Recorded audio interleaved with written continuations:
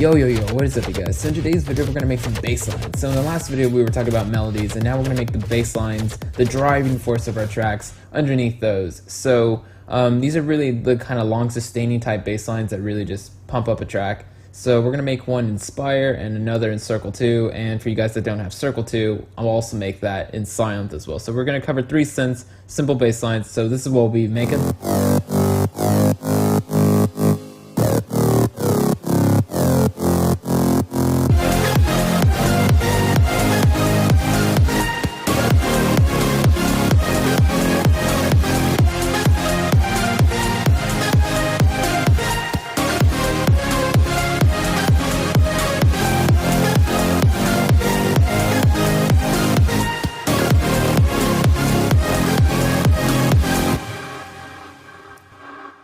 So you could hear the bass by itself, not that interesting. You could hear it in the context of everything, really helps everything out. So when we took it out, you really notice how a lot of the power of the track just kind of went with it.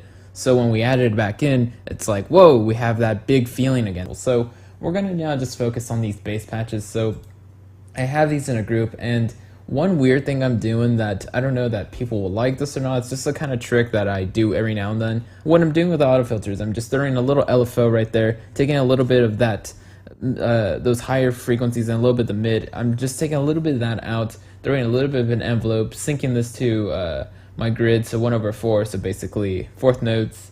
And I'll play you the bass by itself, and then I'll kind of turn this on and off so you can just get a better idea of what it's doing.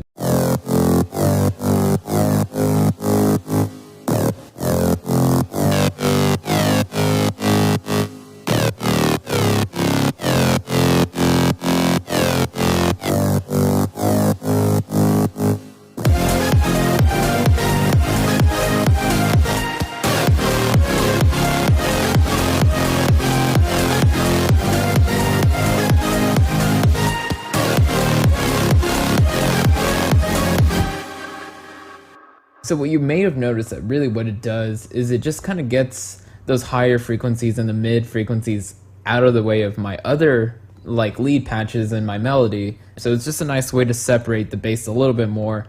And then I have a sausage fattener just to basically saturate it a little bit more and kind of to limit it as well. And then I threw that color up just because I kind of liked it there.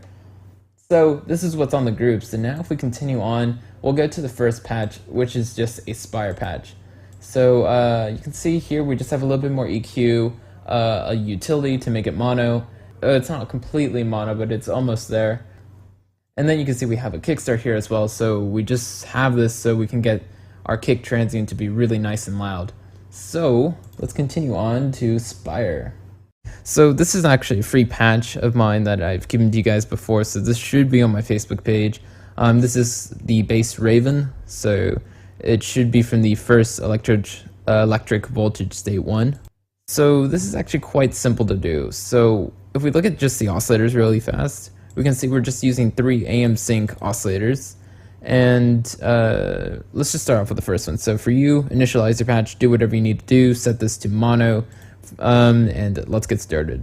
We're going to set oscillator 1 to AM sync. We're going to put control A around 239, control B 315.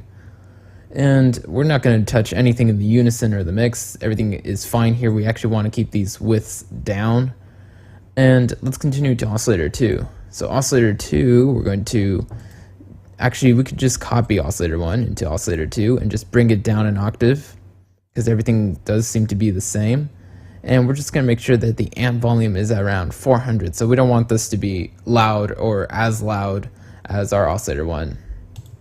And then oscillator 3, we're going to, if we wanted to, we could copy in oscillator 2 in here, because I think we can just move around some of the controls. So we're going to bring this down an octave. We're going to select bass 3. We're going to bring up the wavetable mix to almost halfway. Control B is at 265. Control A is at 295, and now we're going to use some of the unison here. So we're going to bring this up to 3 voices so we can have some voices to detune, and we're going to put this to 260, density at 759, and we're going to add a little bit of width to this. So filter 1, we're going to use a Perfecto high pass 4, so we can put the cutoff around 85, And that's really it. Alright, so envelope 1. So this is our main envelope in Spire, so we're going to make sure our decay sustain are up a bit, and we don't really have to have any more sustain or release because it's a base patch, but I like to have a little bit of it. So you can see that these two are around 321, and the release is at 252. So you do that to your own taste if you like release or more release. Envelope 3, we're going to just use, we're going to bring up the attack to 183, decay to 505, and release all the way up.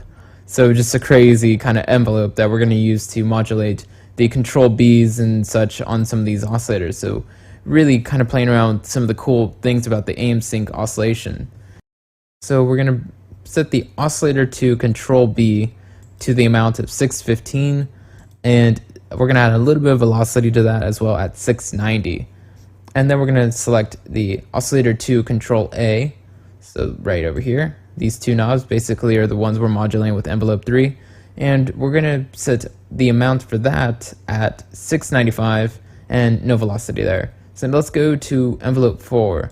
So I think we could copy this envelope 3, just copy, and then go over here, paste it in, and then all we have to do really is just change what we're going to modulate it with.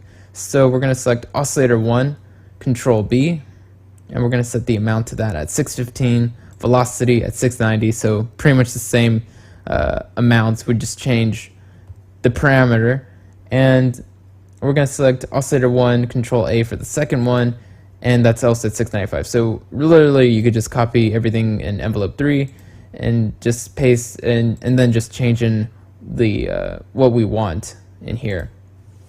And so finally we have a little bit of warm on top of that, and really it is a pretty easy patch to make. So let's continue on to Circle. So that's our sawbass. So what we can do now is we can make this in Sylenth as well, but I'll show you how to make it in Circle. So I actually really like the sound of Circle2 oscillators by itself. It has a really fat sound to it just by doing very little. So we're only going to really use 2 oscillators for this. So that's all we need. We're just going to use a analog, and we're going to select a saw. We're going to bring this all the way down to -24 in pitch. And then we're going to set sync on this, and then we're going to open up another oscillator, an analog one, and then we're going to select a sine wave, bring that all the way down, and we could have sub on if we wanted, but I chose to just leave it the way it is, because these two sound really nice the way they are. I think I was playing around with feedback, but we're not using it, so we're not using any other oscillators or noise. We're just going to bring oscillator 1 and 2 all the way up in our mixer. We're going to select a filter, so we're going to add a high pass for this, and we're going to set the frequency for that at 77.424 hertz, and a little bit of resonance on that at around 1.197, and then we're going to add a little bit of phaser filter. So we're going to put this at the frequency of 173, and then reso up all the way, output for this all the way up. The mix is at I think I had it around 20 to 16%. I think I kind of misclicked it there. Yeah, it was at 16%. And then you notice I have an envelope on this as well, so we're just going to turn on an envelope. We'll use the blue one, and then we'll just drag over this little dot, bring it there. So very similar if you've ever used Massive, the modulation is very similar here. And we're going to set the amount all the way up on this, so this is how we can change that.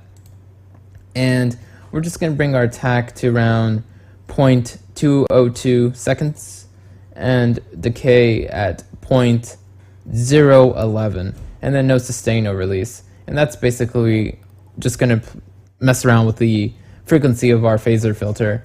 And then this is our main envelope right here, and it's just basically by the way it is by default. And then we have no effects, no settings that I changed. I didn't turn on the arpeggiator, so this is just a very simple sound. So if you wanted to do this in Sylenth as well, I quickly duplicated this patch, and I made a quick uninitialized patch right here that I quickly made. You can just see I did all the same things. So -2 on the first oscillator, It's a saw wave. We're going to just have one voice on this. We're going to have our amp at default.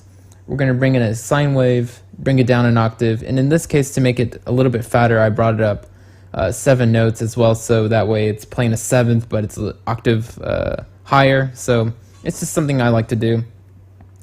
And then I just have another high pass filter right here, and we can see I'm on 12 dB slope, high resonance, cutting out a little bit of that low end around 14 hertz, driving it up a little bit, and you can see I'm not using any effects, nothing else really fancy. There's no part B, so it's very simple. So I basically just chose to use Circle because it has a slightly brighter sound, and Sylenth is a little bit more warm.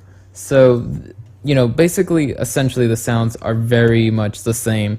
It's just tiny characteristics that you might choose one from the other. So some people are going to prefer the sound of Sylenth, and some people are going to prefer the sound of Circle. So if we listen to just Circle by itself, you're going to hear how it's slightly brighter, and if we listen to Sylenth by itself, you're going to hear that slightly warmer. So we'll just do that real quick.